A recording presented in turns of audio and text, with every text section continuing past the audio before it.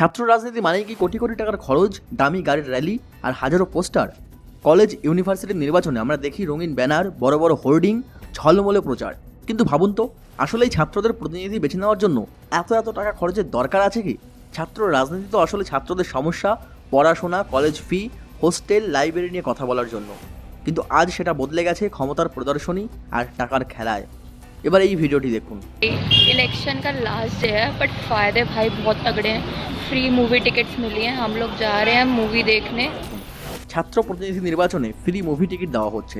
দিল্লি ইউনিভার্সিটির মতো বিশ্ববিদ্যালয়ে যদি এই খোরপোশে রাজনীতি চলতে থাকে, তাহলে আগামীর মেইন স্ট্রিম পলিটিক্সেও এর প্রভাব আরও বাড়বে। তবে এটাও ঠিক, বিধিনিষেধ করা করে হলেও ছাত্র রাজনীতির প্রয়োজন আছে। পশ্চিমবঙ্গের কলেজগুলি থেকে তো স্টুডেন্ট ইলেকশন কথাটাই উঠে গেছে, আর রাজ্য সরকার সেটা দেখেও মুখ বুজে বসে আছে।